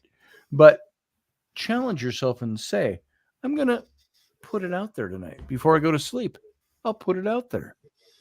Like I did a little earlier. I'm going to put it out there and say, show me something. If you got a message for me, show it to me. Will my brain work overactive now to connect with something it's processing and give me a message from within? Will I connect with my deeper self, subconscious? Will you see it? Will you understand it if it comes? Right. And will I understand it? And if, that's like Carl Sagan's purple, there's a purple dragon in my garage. Yeah, all that kind of stuff. That kind of stuff. There's a purple dragon in my garage. Oh, yeah, show it to me. Well, yeah, he's invisible. But faith takes the dream world and kind of leaves it aside, because faith is like, you don't need to dream, even if you right, you've never had a dream in your life, you don't remember, you can still have faith. Yeah, that isn't the point. We're talking about dream interpretation, and how it relates to faith. And it really, really annoys me when people kind of jump on this bandwagon of the spirit guide, the dead. Right. The dead have nothing to say. As regards dreams, why would they? If you're Unless there are some trains of thought that say your loved ones who've gone on, or people who've died. They don't necessarily have to be anybody you knew that have gone on before. And again, I use the same argument you just did. I don't know this because we've never been there. We've never seen. I don't know how people give me a hierarchy or a structure of what the heavens are supposed to be like after you die. Oh, well, when you die, you become a spirit guide for somebody else, and you got to go through Akashic records and all that. How do we know that exists? We don't know it exists. We believe it exists. And it sounds it sounds like somebody should in a way, to make light of the situation, it would make a good comedy show, because it'd be like, oh, you're dead, and but you can talk to your loved ones, but you have to talk to them through dreams and metaphor. So you can only appear as a black guy, even though you're a white guy, right? And he won't recognize you, and it'll take him 10 years to figure out it's you. Do you know what I mean? In a way, that's kind of like, if you're a spirit guide, you have to go through all this metaphor and confusion, and the dreamer has to figure out the dream. Sure. And so it seems like an awful lot of hard work, when you die, and then you want to send a message through the dream world. It has to be clouded and veiled in metaphor and obscurity. That doesn't make any sense to me. And by the way, Susie, what's the tough shit for? I just need to know, which are you referring to? They're probably giving out because about me. I look at usually do. Now, Susie Q, I've had you tell me on this show that you don't believe the need for a savior or Jesus or God, or I'm not trying to misquote you. I don't remember exactly how you said it, but that is your chosen way. But there are people who do believe that. Now we're seeing the flip side of that. We believe that there are spirit guides, but maybe those people don't believe that. How do we know who's right? How do we know which one of us has taken that diaphanous thing that we have no touch or feeling to? Again, we don't. We don't. But I would say for anybody's mental health, again, I'm putting myself out there to get kicked in the teeth. But I would say for anyone who has any kind of logical way of thinking, I certainly wouldn't go to the dream world, right? For messages from beyond the grave, I tend to not go. I've never been somebody, even when I was in the faith, in church, and a pastor, ministry, I was never somebody who was overly comfortable with saying, I've got to let go and let God. I'm going to pray to God and ask God to guide me. I can't do that. I have a tough time with that. And that's why, for me, the most tangible feeling I've had, or physical sensation, is when I get the tingling stuff. Now that can be produced by the brain. It can be, we can break that all down chemically and tell you why you're having that. But the most tangible thing I've ever had, response I've had, is when I deal with these types of spiritual things on a spiritual level. Call them guides. I do that when I do tarot readings. I tell people, you know what? It's God. It's your guides. It's your angels. It's spirits. It's the universe. It's whoever it is that's out there that's delivering a message, is delivering this message to you. Sarah asked me why it's tough. I don't know. Why is it tough? I don't know why it's tough. It's always been tough for me to, I think, because all of it falls into the realm, be it Christianity, Judaism, spirit guides, all of this stuff falls into the realm of things I don't tangibly touch. I can't see it, touch it, taste it, feel it, converse with it.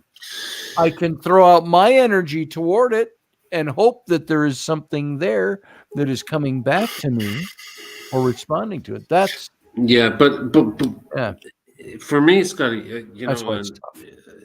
it's not. It doesn't have to be tough. I think in the dream world, I'm very straightforward when it comes to Sure. the dream world. I really think it's just stuff that you need to work out for yourself. I don't think Yes. it's messages I get from the that. dead or spirit guides or whatever it is. So that's I that. get that. Faith is something completely different. Faith, when I need to Yeah. pray, I'm not doing it when I go to sleep at night and falling asleep and send me a nice dream. I'm down on my knees asking for help. Here you go, Sarah. Yeah. Anyway, I think sorry. that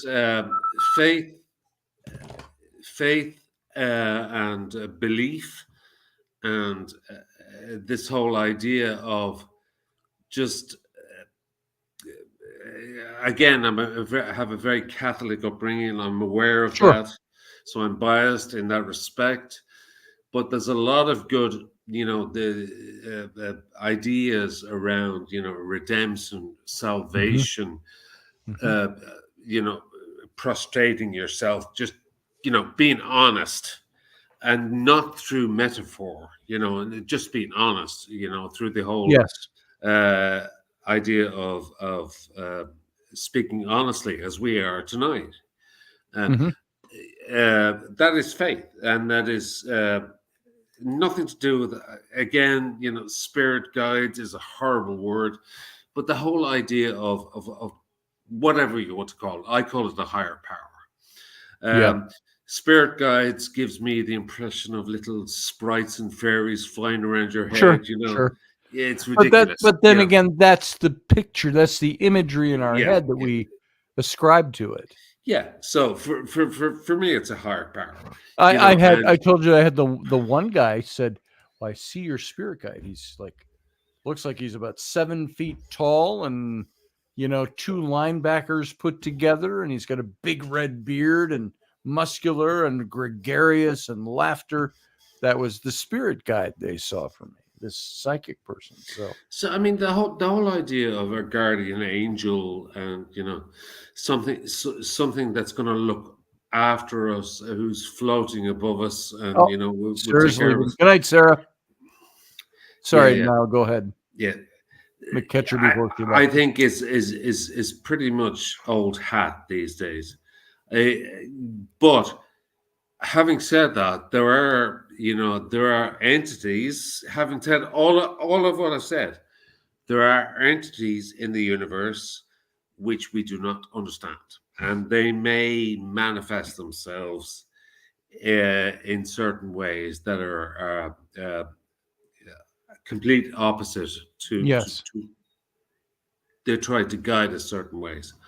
I would not call them entities. I would call them literal, the presence of demonic entities, or demonic forces.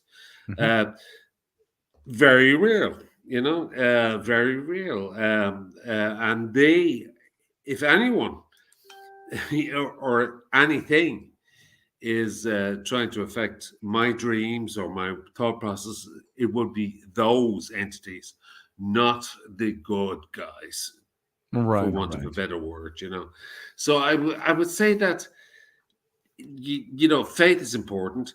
I think there are dark forces inherent in the universe. I think our dreams, my instinct is our dreams come from within ourselves. I don't think any outside force has the ability to infiltrate our dreams. I think humans as moral people need to decipher their dreams.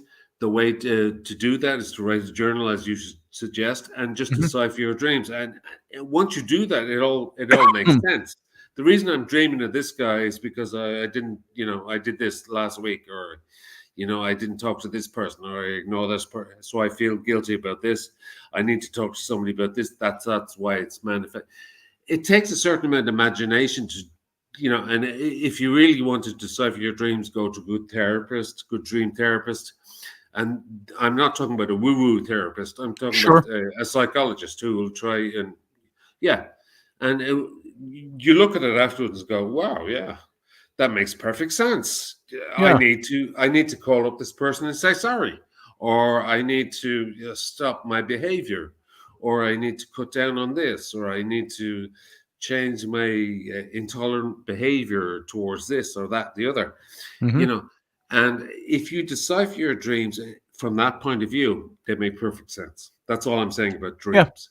And that is what I think we would do in the classroom, in a university, in a science class. Mm. That's the way science or therapists would interpret it. Though I've seen some therapists that dig into consciousness.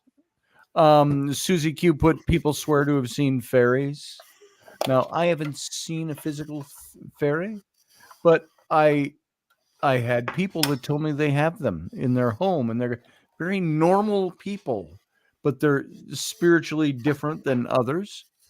And they say, we've got them in our garden, we've got them in our house, and this and this and that and that.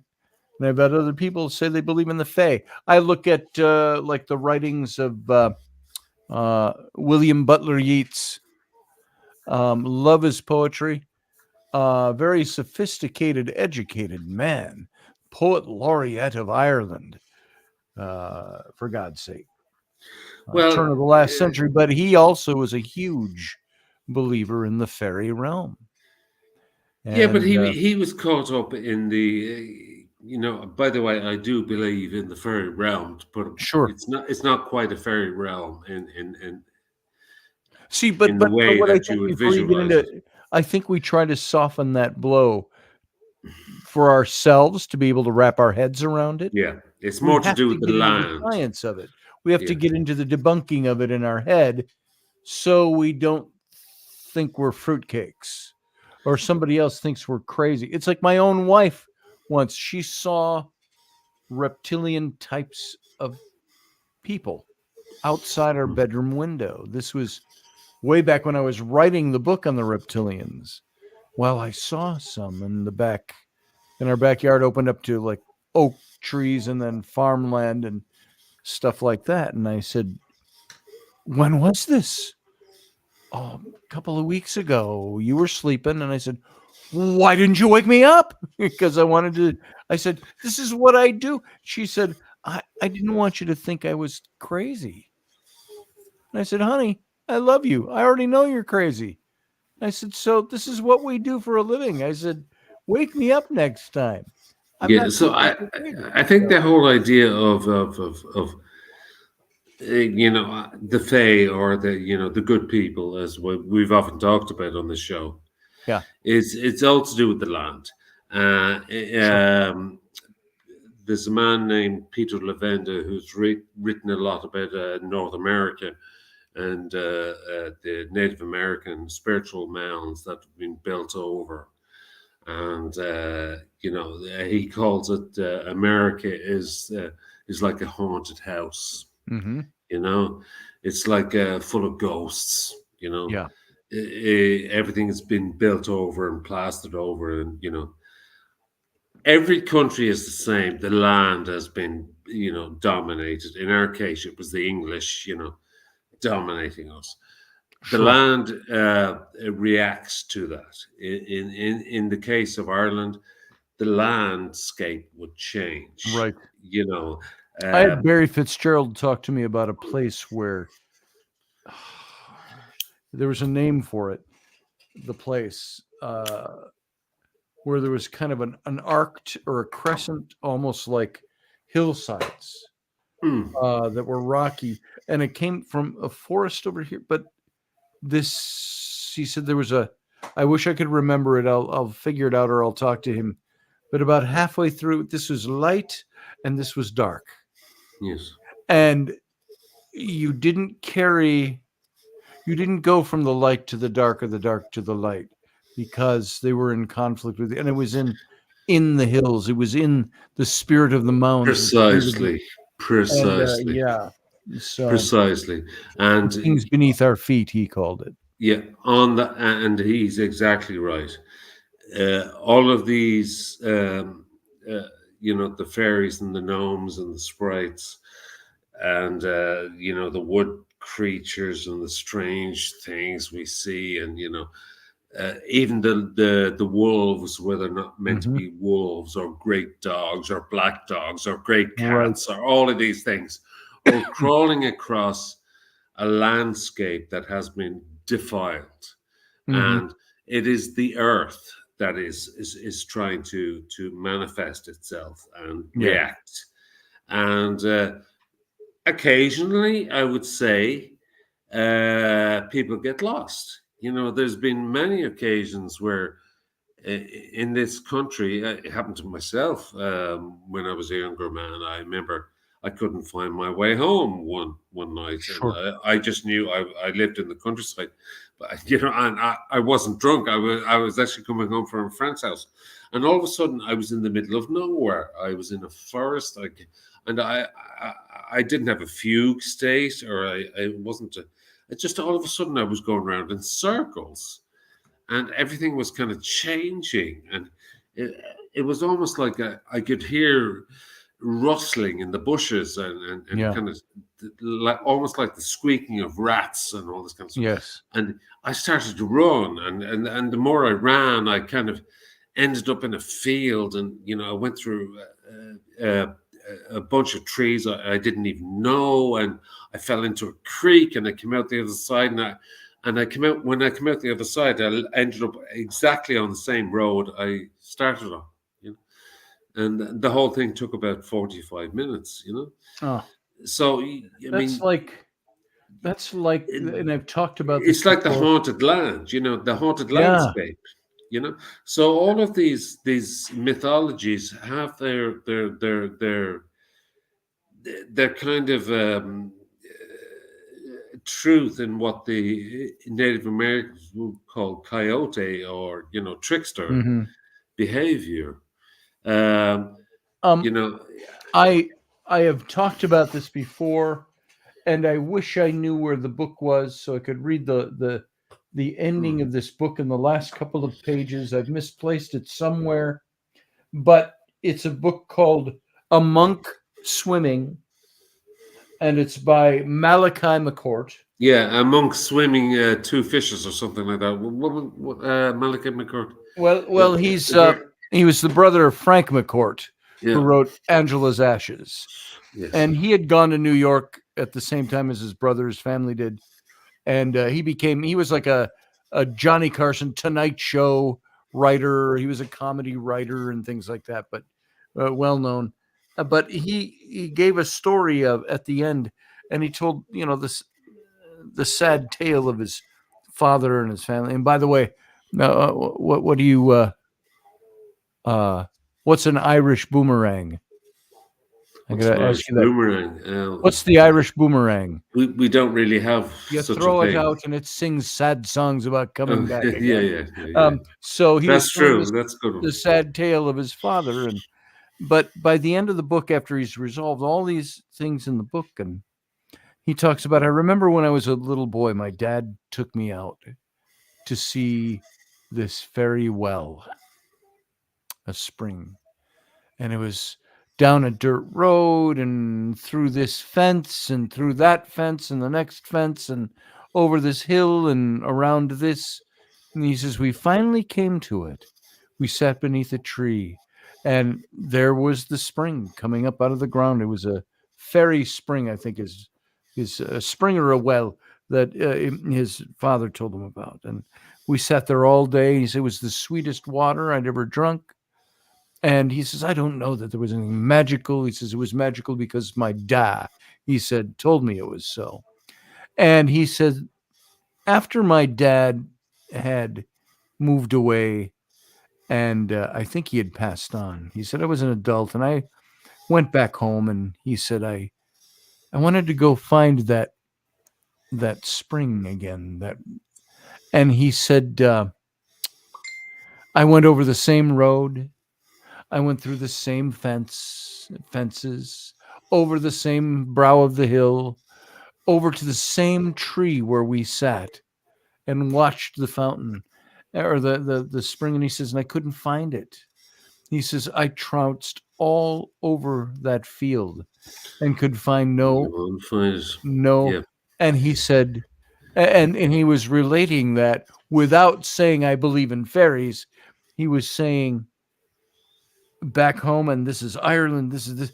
He says it was just not to be found anymore. It was not to be And he found. says, and Yeah. he put it, he related it to his father, and he says, and much like the father I had known at the Yeah. time, I never Yeah. found him again either.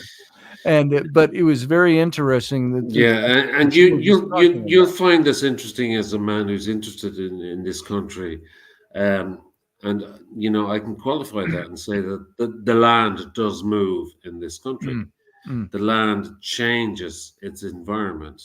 It changes the hedges, the hedgerows move. Everything moves if you spend And long it's enough. the land itself. It's not It's the just land something itself. that people brought to the land. No, That if it's all the people well, disappeared, it would it still it be is. there. It is based on trauma. It is trauma to the Sure. land. There was a very good book written by a German English woman about post-war Germany, Mm. where it's called A Demon Haunted Land, Yes. where she talked about in post-war Germany, people were so traumatized and guilt-ridden by what had happened in the name of Germany Right. and through the actions of this country, which they refer to as Deutschland, and the guilt, and that literally the land was causing people to die prematurely. There was and it's not well known, but there was a massive influx of a lot of charlatans, but a lot of cults grew up about the land. We have to get back to the land because the land is literally dying. The crops are failing. People are just. It was like medieval Europe. Yeah. People don't realize that because in post-war Germany, because nobody gave a shit about what was happening in Germany in post-war. But literally, the people who had lived through the war, who were German people, who were not involved in the Nazis, with the Nazis or the death camps or the war, were so guilt-ridden that they felt that the land was actually strangling them in some way. So there became a huge influx of people because people were dying, people getting sick. People were the land farmers saying that the land was it was like medieval times, that the land wouldn't give up its fruit, it wouldn't give up its harvest. It's like it's because of what happened. It's because but Germans being Germans, they're not storytellers like the Irish are. Right. So they couldn't vocalize this, and it took a German Irish person to actually put this down in book format. And actually, what happened in post-war Germany was absolutely extraordinary. Rise of massive cults who would drag people in and out to the land and pray to the earth and cover themselves in earth and but they wouldn't mention anything about the war. It was all about we have to give back to the earth, and it was all about lifeblood, and and that went on right up until Germany started to get its economy back during the mid-50s. For about 10 years, from 45 to 55, Germany was like a wasteland. Germany was like medieval Europe, and not very few people know that. Yeah. So that was, and the land rose up against them because the land was blood-soaked land. It was defiled. And I think that I've talked about being at Glencoe in Scotland, where the massacre of the McDonald's took place, and it's the feeling there is palpable I've been to, You can sense it. You can and sense it. I recently told this when we were at Fort Ticonderoga in upstate New York, and we went back where the Highland Scots, the 42nd Regiment, had attacked the French at this fort during the French and Indian War, 1759. And it was on the corner of the ramparts where they attacked and attacked and attacked. And there were 1,500 men killed that day, storming that, trying to breach that wall. And that's where we had the will-o-wisp come up. And if you remember that story and the mystical side of that story, that land was so drenched with that. I look at when we're talking about the land changing, and I think this might be the topic for another show because we're about out of time tonight. But Ireland is said to be this mystical land, and it's due to the sacred sites, which are thought to connect people with the energy of the ancient ancestors, the Druids, the Tuatha, the Irish fairy folk. Yeah, you see yeah. places And, like Newgrange, North Doth. I mean, these all are of incredible sites that are very much maintained in their original form. But they're mounds, but the same as North America. The Irish way of building their structures is very like the indigenous North American people. Mhm. It's What about of the the earth. What about the dimensionality of things? And this is where we've got to bring this to a close. I got to be Sure. done, but we'll hit this another time. But dimensionality, you look at like the Isle of Avalon, which is supposed to be Glastonbury Tor in England. How there were dimensionally, according to myth, two different places occupying the same space. Where Well, we need a lot more time to get into that, but a lot more time. I just Yeah. wanted to introduce it because this is what I think you were referring to with the changing land that's there. yeah, the landscape, the landscape definitely changes, and that is something that you can take to the bank. Yeah. It changes. Things don't look the same, and when it comes to the original topic of this show, dreams, my feelings on dreams. I'm Yeah. kind of ambivalent. I'm on the fence. All right. I don't really think there's a lot of woo-woo with dreams. Yeah, But I think when can when reach it out to comes the to spirit when it world comes and- to the land, yeah, the land haunts us, and it haunts the land. Yeah. North America as well. Whether you guys Sure it does. realize it or not, Sure it does. boundaries shift, lands change, things are buried which Mhm. shouldn't be buried. Things maneuver Why do you think themselves. you always hear these stories of, and this school was built on a plot of land that used to be an ancient Indian burial mound or an old cemetery or a this or that, or it was a battlefield, and that you have all this lingering energy. It's like Professor Bauer just said, the same to an even larger degree happened when the Mongols under Attila the Hun ravaged more land and people than anything that happened in Yeah. Europe. And it's good to see the professor. You're a bit late, but I will say that one thing is a fact, and you can look it up. A lot of prisons in the States, many prisons, are built on the on Native American burial grounds. To look into that, yeah. A lot of people think it's simply because it was kind of kind of hilly ground, and they just Right. went right over it. Yep. And other people think that they didn't know why they built prisons there, but they just happened to build prisons on top of Indian burial mounds. Maybe somebody knew something. I don't know. Maybe somebody knew something. So, that's why a lot of authors have called North America, the haunted house, Yeah. and the haunted land, post-war Yes. Germany, all this kind of stuff. All this stuff is real. So, Yeah. that kind of comes from the land. That's like Mother Earth. You can get into Gaia and all that kind of stuff after that, you know. So anyway, that's it. I won't keep you. We got to any get out of longer. here. Gotta let you go. Niall, good to have you here, brother.